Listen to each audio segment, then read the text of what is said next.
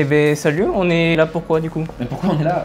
Je t'ai proposé, Lorenzo, de te joindre à moi aujourd'hui pour réfléchir et pour discuter justement d'un élément qui arrive de plus en plus sur les réseaux, et je pense que tu l'as vu passer aussi, à savoir la création de contenu en masse.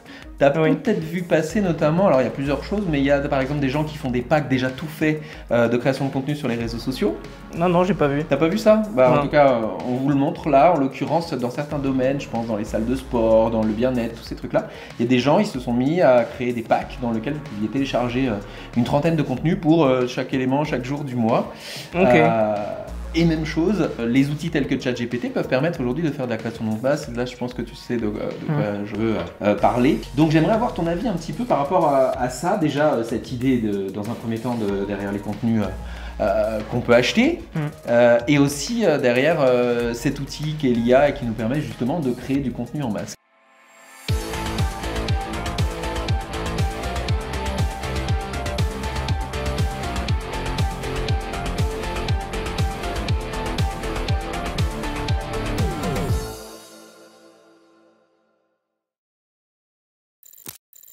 Si je te pose la question pour quelqu'un qui hésiterait à passer à acheter soit des box de tout fait sur les réseaux sociaux ou même d'utiliser ces techniques-là de faire du contenu en masse, qu'est-ce que tu en penses? Mais du coup, c'est quoi précisément? Ils achètent des packs? Ça marche comment? Bah ouais, c'est des templates, comme tu ferais des templates sur Canva pour des clients et en gros, ils les font, ils ont plus qu'à modifier un ou deux bazars, mais en gros, c'est déjà tout fait à l'avance.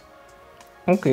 Bon, ça me semble être une bonne idée, en vrai. Et bien pour le client, parce qu'il va pouvoir personnaliser un peu à sa manière. Ouais. Et en même temps, il n'a pas à tout créer de zéro. Il a déjà une base solide. Un peu comme Canva le propose, mais un plus personnalisé pour lui. Ouais, mais alors est-ce que justement ça l'engage vraiment vers une stratégie à proprement parler Bon, je pense que c'est bien pour du contenu comme ça, pour combler. Après, c'est sûr qu'on n'est pas sur du contenu ciblé, réfléchi, vraiment avec une stratégie derrière. Je pense que c'est surtout une personne, enfin une agence ou je sais pas, un designer qui va donner ça pour avoir un aspect, surtout une identité de marque, un aspect visuel.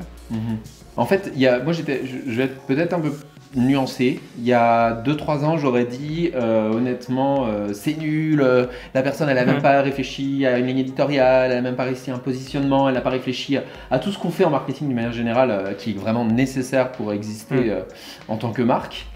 Et là maintenant je suis un peu plus nuancé. Je pense que ta réponse quand tu dis c'est bien, c'est parce que tu vois effectivement le fait qu'on est formateur et que nos clients ont besoin de monter en compétence d'une manière générale plutôt facilement. Aujourd'hui les outils sont quand même accessibles. Je serais un peu plus nuancé.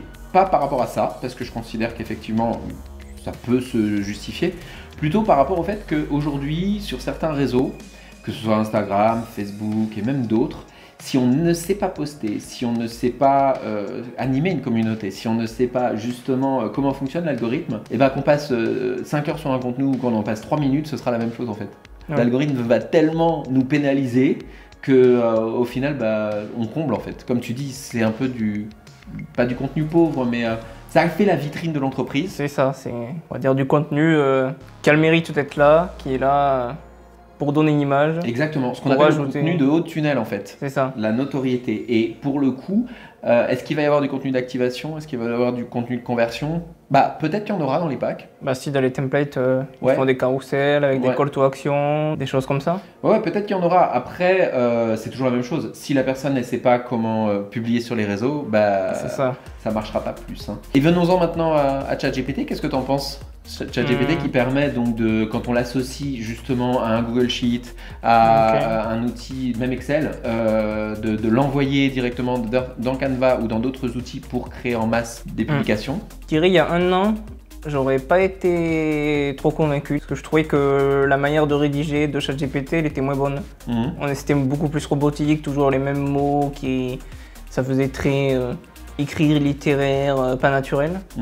Mais là récemment je trouve que chaque fois que je l'utilise ça me sort des textes plus humains. Donc, alors c'est vrai qu'il a pas mal progressé. Est-ce que il évolue? Est-ce que nous on n'a pas progressé aussi dans les prompts? Aussi, C'est sans doute peut-être. ça. Bon, là aussi, on est loin de ce que l'humain peut faire, je pense. Oui, ça nous permet de faire du contenu. Après, est-ce que l'IA va prendre en compte tous les termes d'accroche, tous les moyens de gérer de l'émotion, du rire, de l'amusement? Honnêtement, je pense que c'est faisable, c'est toujours le même problème. Mais si tu regardes vraiment, est-ce que ça engage les gens? On l'a essayé pour plusieurs clients, hein, que ce soit sur TikTok, sur Instagram, et même sur Facebook, ça engage beaucoup moins. On l'a fait avec des citations, on l'a fait avec des idées reçues, on l'a fait avec, je sais plus quoi d'autre, genre des faits, d'une manière générale, globaux. Et encore une fois, c'est du contenu pauvre. Il n'y a pas de jugement dans ce que je dis, c'est juste qu'en gros, ça sert à combler. Ça sert à combler des moments où on n'a peut-être pas d'actualité, on n'a peut-être pas vraiment une stratégie à proprement parler, et que, évidemment, qu'on ne peut pas communiquer 52 semaines, 3 à 4 fois par semaine aussi facilement, donc pourquoi pas. Mais quand je regarde les KPI, il ne faut pas s'attendre à grand chose. C'est ça. Après, bon, ça évolue tous les jours. S'il faut, dans 6 mois, ChatGPT 5 sortira et ça fera mieux que l'humain. Mieux que l'humain, ça m'étonnerait parce que, alors, la finalité quand même, ce serait de pouvoir avoir un outil tel que Zapier ou en tout cas un outil de marketing automation qui pourrait être encore mieux une fois que l'élément il est créé, pour directement envoyé sur les réseaux sociaux. Ça existe, hein. Honnêtement, il y a déjà des gens qui le préconisent, notamment sur LinkedIn, peut-être sur d'autres, mais je les ai peut-être pas vu passer. Moi, ce que je vois, c'est que l'animation de sa communauté sur les réseaux, ça passera toujours pas en fait. Oui. Parce que Lorenzo peut le dire, hein, quand je publie sur LinkedIn, mais même sur les autres réseaux, je passe une demi-heure, 1 heure avant de poster, que ce soit pour nous. C'est sûr que pour tout ce qui est suivi, commentaires, repost. C'est ça, avant les réseaux, mais après, on est là, un humain est là pendant 1 à 2 heures, quoi.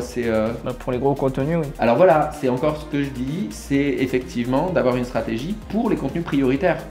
Pour le contenu dont on se fout, bah oui, on peut peut-être... C'est ça. Le contenu journalier, on fait du GPT, et on va dire tous les vendredis, tous les 2 vendredis, on a le gros contenu au travail de nous-mêmes. Ouais, mais c'est une vraie stratégie pour le coup, et c'était là où je voulais t'amener sur la deuxième partie, c'est qu'en gros, ce qui est important vraiment, ça va être de déterminer les piliers de contenu, ceux qu'on veut placer, avec lesquels on va travailler le copywriting et le souci des audiences, et pour le reste, pourquoi pas, et surtout en fait, tout dépend de votre objectif. Si votre objectif c'est juste de la notoriété pour que quand on vous cherche, parce que je rappelle les réseaux sociaux c'est aussi nous chercher, c'est pas forcément juste engager des communautés. Quand on nous cherche, les gens se disent waouh c'est joli, c'est bien, c'est cool. Très bien, ça peut marcher. Mais après, c'est vrai que c'est pas les mêmes objectifs que pour quelqu'un qui voudra faire de l'acquisition. Bon, en conclusion, j'ai fait une petite conclusion quand même là, je vous la lis, même si l'idée c'était de te faire interagir là-dessus. L'avantage avec justement tous les outils de génération de contenu en masse, alors on peut les montrer, hein, vous les trouverez facilement. On génère 50 vidéos en 2 minutes grâce à l'IA, un pack de contenu pour tout le mois, des micro-vidéos créées par ChatGPT. Ah oui, il y a ça aussi, la vidéo est arrivée, je sais pas si tu as vu. Sora, je crois. Alors, Sora, c'est pas encore en place, mais ça devrait l'arriver. Peut-être que quand ils regarderont la vidéo, c'est déjà arrivé. Mais plutôt des outils qui te permettent de mettre un plugin associé. Alors, j'ai plus le nom du plugin, mais même sur Bard, il existe. Ah oui, sur GPT, il y a des plugins vidéo. Et il y a un plugin qui nous permet de faire de la vidéo. Alors, on l'a testé. Pour l'instant, moi, j'en suis pas satisfait pour 2 raisons. 1, parce que je lui demande une vidéo en français et que ça n'est jamais en français. Et 2, ça met aussi de la voix. C'est pas que des images. Ouais, il peut mettre de la voix, il peut mettre du sous-titrage, ouais. Et aussi, l'autre truc qui me convient pas, c'est qu'en gros, les images ont été cherchées dans iStock. Et donc, il y a un gros logo dessus, du genre, l'image n'est pas libre de droit. Ah oui, ok. Donc, pour l'instant, c'est pas définitif. Mais bon, bref, pour tout cela, ça va clairement, en gros, distinguer l'autorité de marque de la création de contenu générique, tout simplement. Et si je considérais un peu aujourd'hui le contenu trend ou marronnier comme pauvre, on peut l'ajouter aussi un petit peu à tous ces micro-contenus, mais qu'on le veuille ou non, il en faut aussi un peu. Oui.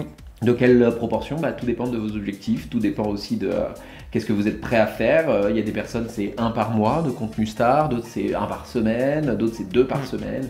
C'est vraiment, tout dépend de vos objectifs et de vous êtes capable de mettre en place. Mais oui, l'autorité de marque restera primordiale, que ce soit sur les comptes et par ailleurs aussi sur le site web forcément. Merci d'avoir été présent. Eh bien, merci à toi. Et on se dit à plus pour une prochaine. Allez, ciao. Salut, bye.